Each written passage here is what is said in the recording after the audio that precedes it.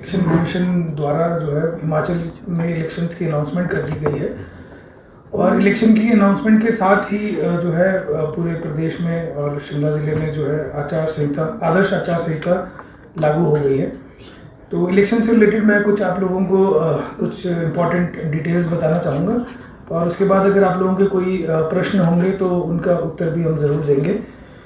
तो जो schedule of elections है वैसे तो इलेक्शन कमीशन ने डिक्लेयर किया है, मैं फिर भी आप लोगों की जानकारी के लिए दोबारा से बताना चाहूँगा कि इलेक्शन की जो नोटिफिकेशन है वो 17 अक्टूबर को जो रिस्पेक्टिव आरओज़ हैं वो जारी करेंगे। लास्ट डेट ऑफ नॉमिनेशन जो है वो 25 अक्टूबर होगा और डेट ऑफ स्क्रूटनी जो है वो 27 अक्टूबर होगी और डेट ऑफ विड्रॉल की जो लास्ट डेट है विड्रॉ करने की अपने कैंडिडेचर को वो 29 अक्टूबर होगी। और हमारे ज़िले में जो पोलिंग होगी वो आपका 12 नवंबर को होगी और 8 दिसंबर को जो है वो काउंटिंग होगी और 10 दिसंबर तक जो है इलेक्शन का सारा प्रोसेस कंप्लीट हो जाएगा। इसके अलावा जो हमारे यहाँ की जो इम्पोर्टेंट डिटेल्स है वो मैं आपसे शेयर करना चाहता हूँ। हमारे ज़िले में जो है 1044 पोलिंग स्टेशंस हैं और 8 असेंबली कॉन्स्टिट्यूंसीज़ में ये जो है स्प्रेड आउट है।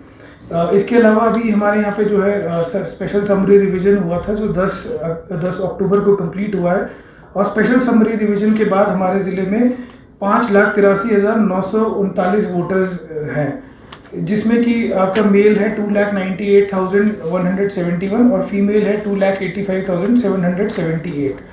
इसके अलावा जो हमारे सर्विस वोटर्स वो वोटर्स जो आर्मी में हैं वो हैं करीब 2591 हैं आज की डेट में। और इसके अलावा हमारे दिव्यांगजन के जो वोटर्स हैं वो 7,156 हैं और 80+ वोटर्स जो हैं वो हमारे 11,116 है। तो टोटल 18,272 हमारे ऐसे वोटर्स हैं जिनको जो दिव्यांगजन हैं या 80+ हैं। इसके अलावा हमारे इलेक्शन कमीशन का फोकस था कि जो 80+ और ख़ासतौर पर जो 100+ हैं उन लोगों को ख़ासतौर पर इलेक्शन कमीशन चाहता था कि उन लोगों से बात की जाए और उन लोगों को जो है मोटिवेट किया जाए इलेक्शन में क्योंकि वोट डालने के लिए। तो हमारे 100+ जो है वो 21 वोटर्स हैं। इसके अलावा इलेक्शन कमीशन का एक फोकस और था कि जो हमारे नए वोटर्स हैं जो 18-19 की जो आयु भी प्राप्त कर रहे हैं उन लोगों के एनरोलमेंट पे भी जो है इलेक्शन कमीशन चाहता था कि उस पर विशेष ध्यान दें। तो उसमें भी जो है करीब 19,741 के आसपास वोटर्स अभी उसमें एनरोल किए गए हैं। इसके अलावा मैं आप लोगों का फोकस हमेशा की तरह यही है कि free, fair and transparent elections हों और मतदाता पर जो वोटिंग परसेंटेज है वो पिछली बार से ज़्यादा हो।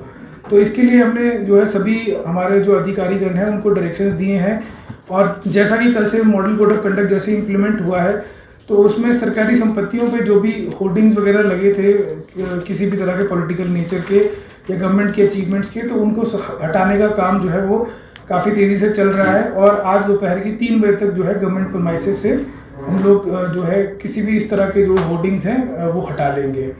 तो लास्ट में मैं बस आप लोगों के माध्यम से सभी लोगों से 2-3 अपील करना चाहूँगा।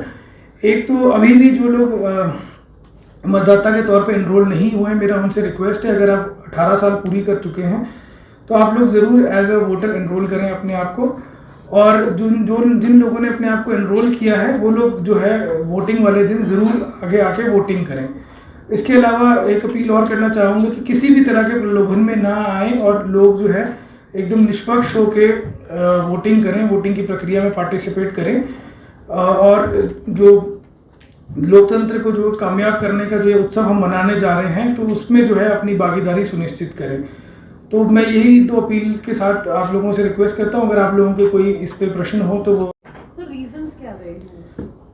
देखिए, एक रीज़न हम ये मानते हैं कि अर्बन एपैथी एक रीज़न मानता है कि वोटिंग करने से थोड़ा वो इतना वो नहीं इंटरेस्टेड नहीं रहते हैं। उसके लिए भी हमने इस बार एक वोटर सहायक के थ्रू आप लोग बेसिकली ये देख सकते हैं कि एक तो आप जहाँ पे भी आप हैं, जहाँ भी आपकी डिस्टेंस आप उसमें देख सकते हैं।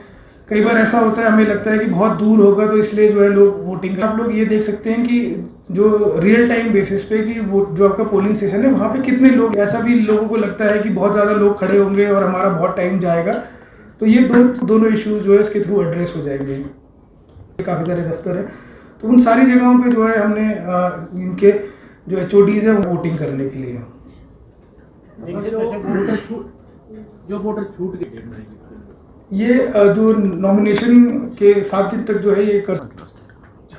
डोडरा क्वार के लिए अगर वहाँ बर्फबारी होती है तो क्या पूरी तरीके से तैयारी की गई है? डोडरा कुवार सब डिवीज़न है, वो सबसे फार फ्लंग है और वहाँ जाने के लिए हमें चांशल पास होकर जाना पड़ता है। तो अगर बर्फ़बारी होती है तो उस केस के लिए हमने तैयारियां ऑलरेडी कर रखी हैं। वैसे तो पीडब्ल्यूडी को ऑलरेडी डायरेक्शंस दी हुई हैं कि वो मशीनरीज वगैरह वहाँ पे स्टेशन करके रखें ताकि बर्फ़बारी के केस में हम लोग रोड को खोल सकें। और यदि बहुत ज़्यादा बर्फ़बारी होती है तो उसके लिए भी जो है हमने ऑलरेडी गवर्नमेंट को लिखा है कि हमें वहाँ के लिए हेलीकॉप्टर प्रोवाइड किया जाए ताकि वहाँ पे इलेक्शन मटेरियल पहुँचाने के लिए और वहाँ से पोल डिवीजन्स को वापस लाने के लिए हेलीकॉप्टर की अगर आवश्यकता पड़ेगी तो उसके लिए ऑलरेडी हमने गवर्नमेंट को लिख दिया और वो भी मुझे लगता है कि हमें प्रोवाइड कर दिया जाएगा।